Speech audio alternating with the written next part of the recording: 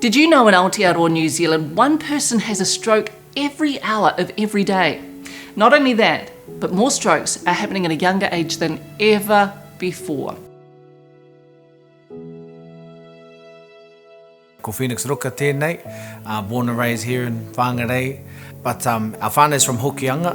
Yeah, no, just tight family, brought up here playing sports. I've been doing youth work maybe for the last 10 or so years, and now I'm a councillor here at Whangarei District Council, which has been an interesting journey.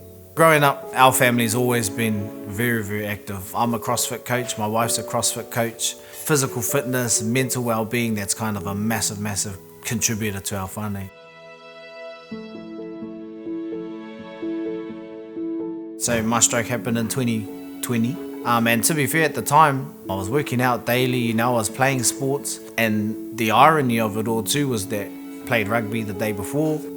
The next day, I had a work wānanga where we were taking teachers out into the taiao, out into nature. So we were actually out running when it happened. So I had just played rugby, we were out running, and then I had a stroke during the run, which was, crazy. While we were running, I started to get real dizzy. It kept getting worse as I progressed, and I told my friend who was standing next to me, I said, bro, I'm starting to get real dizzy, and it's getting harder to see. And then I went to go sit down and have a rest, and I went to put my hand down on this little rock wall, and my hand just collapsed. And I kind of just sat there for a little bit thinking it would pass. I was still conscious, still talking. It was just, I was dizzy. My vision was a little bit blurred and I couldn't feel my left side, but I was still conscious. I felt okay. By the time the ambulance got there, they picked me up and they started doing all the stroke tests on me. And I remember thinking, why are they doing the stroke test on me? I feel fine. Obviously my left side's numb, but I feel good. Took me into the ambulance. I rang my wife. I let her know, look, I'm with the ambulance and a helicopter's coming to pick me up from Pai here and fly me to Whangarei Hospital.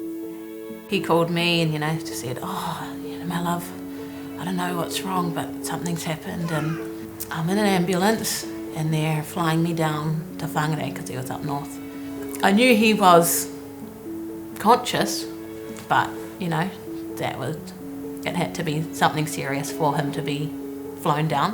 When I got to hospital, that's when it really started to sink in what had happened. I was kind of semi-conscious, I was aware and I could respond and I could talk, but just wasn't sure what was real and what was not. I kind of just felt like I was dreaming and I was about to wake up. It's like time stopped for us as a whānau. And there were friends out there, sitting out in the waiting rooms the whole time. And there were friends from beside him the whole time as well too, his brothers that were there ready to be warriors with him. So, he was determined and we were determined with him. When I was in hospital, 2 days in, I was telling the physio I'm walking today because the physio told me on the second day, there's nothing wrong with the muscles, there's nothing wrong with the actual function. It's just a matter of your connection from your brain to the muscle. And once he told me that, I was like, well, I'm walking today, Give me the walker, give me the stroller, I'm out of here.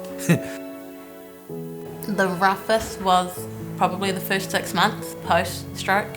He couldn't function. He could get up and he might be able to have a conversation, but that was it.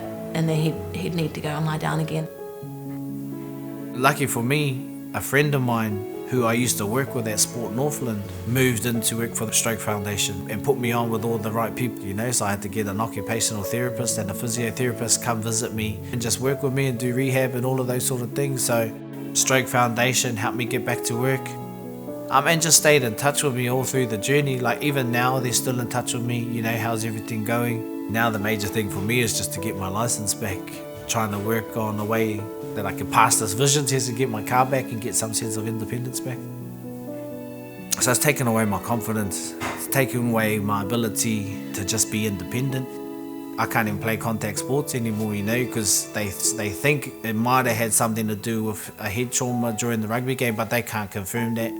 Even to this day, if I get a little bit dizzy, I go into like a full-blown panic attack almost, that it's happening again.